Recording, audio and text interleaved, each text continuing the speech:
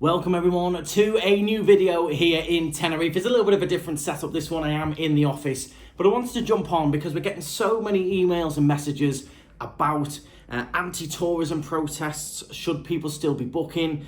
Am I still welcome to come? I've seen news reports saying the summer's going to be awful, etc, etc. So I wanted to jump on and just explain a few things and go through some of these headlines and just debunk them a little bit, and also reassure a lot of you as well, because we are getting a lot of messages and emails, and once I explain what's going on, people are sort of quite satisfied and calmed down, because some of these headlines, as usual in the UK, are nuts. They know that the UK gets searches and clicks. They know that Tenerife, UK's #1 holiday destination, gets searches and clicks, and they make a lot of headlines regarding us, Tenerife, Spain, anything that's going to get clicks and add revenue and make them some money. But that does in turn cause us some issues, not majorly, but there are a few people who get a little bit concerned and worried about it, and rightly so when you read some of them.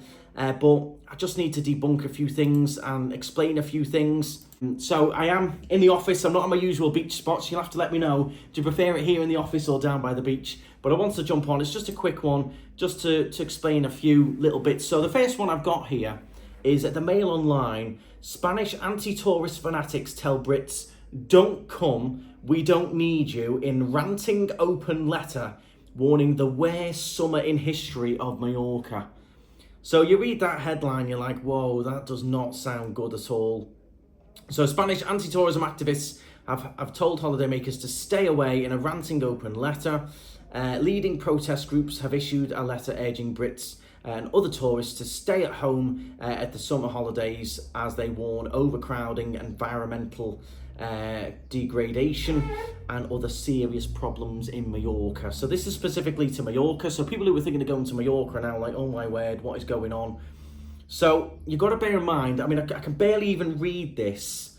If I show you, you can barely even read it with the million adverts going around it everywhere. You can barely read what it even says because it's just adverts everywhere, which is what they want, the clicks and the ad revenue. Another quick one I'll read out before I go into it is GB News. These were both a day or so ago.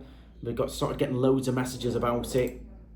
British holidaymakers brace for travel chaos as anti-tourist protests in Spain promise summer of misery. So we're now targeting the summer.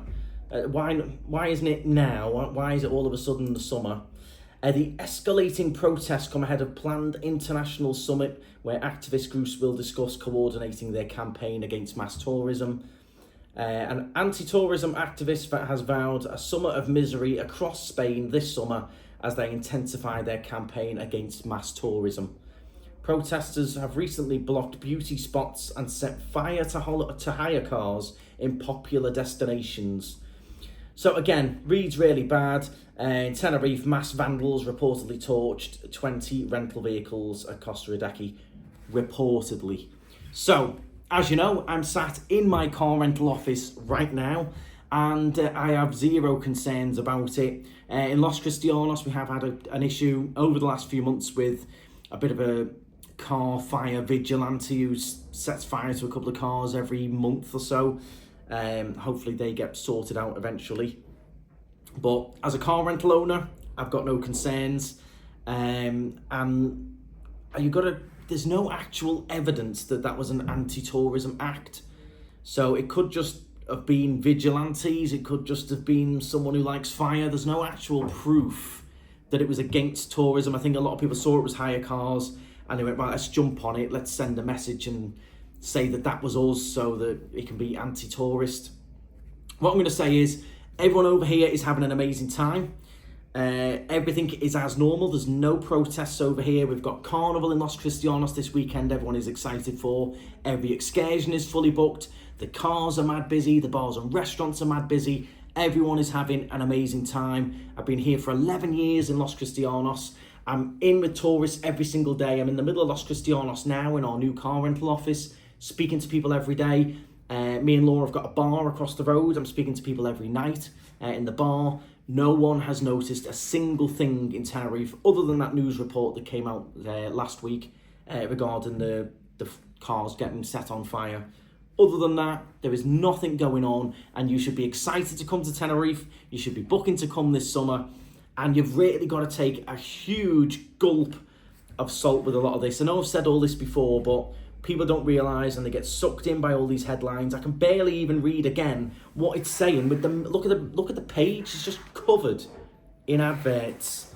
So that's what it's all about for these. It's getting clicks.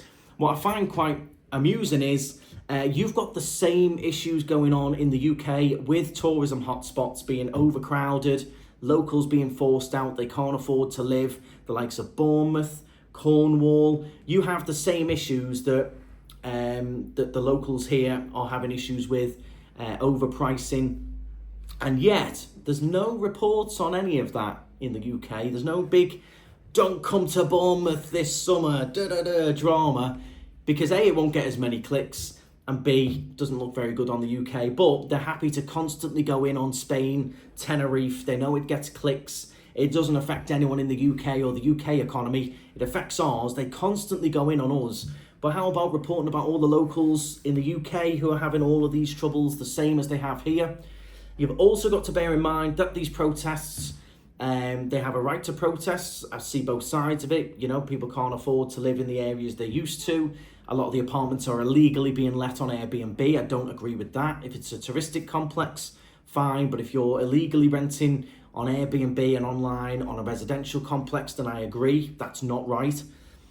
So that's the issue they have. And in general as well, they're worried about the protected areas of Tenerife in particular, the national park, etc. But a lot of those have been addressed already. The likes of the Anaga Forest, they've stopped the buses going up. They put a lot more restrictions in up Mount Tady. That's really quite limited now with cable car numbers and things. So they have already brought in different measures for the sustainable tourism that they want. But bear in mind, the ones that are doing the anti-tourism protests and the marches, in general, they are a very small minority. In general, speaking to people, including locals, Canarians, Spanish, everyone agrees the island runs on tourism. We need tourism. We love tourists. But there is a small minority that make it sound like we don't. But we do. We love you over here. Their main gripe is really with the government, not with tourists. It's with the government not bringing in measures to stop all these illegal Airbnbs, to stop the protected areas getting damaged, which they have now addressed a lot of that. So I hope that sort of clears a lot of it up. You've just really got to bear in mind that there's going to be loads of these articles. We're not even at summer yet. We're in March and we're already getting the summer drama coming out and this and that. You've really got to take it with a big pinch of salt. But so many messages, even phone calls, people calling me up. I've been reading, I've seen on the news that we shouldn't come, we're not welcome. Are we still welcome to come? If you want more evidence, come on our live streams. We've been in restaurants, bars, down by the beachfront, walking around live. We haven't seen a single thing of anti-tourism over here in Tenerife. Not a bit of graffiti, not a sign, not a march, nothing. So apart from those car fires, which again, there's no real evidence that it is anti-tourism. It was a row of rental cars with C-Car, I think they were, that got set on fire. But if that was the case, if there was a real serious unrest and they were targeting rental cars and things, I think I would be panicking as a small car rental owner. I would be panicking a little bit and worried about the cars, but I'm really, really not. It's a small minority. I understand both sides. I understand there is an issue with housing, rental prices. I get all of that.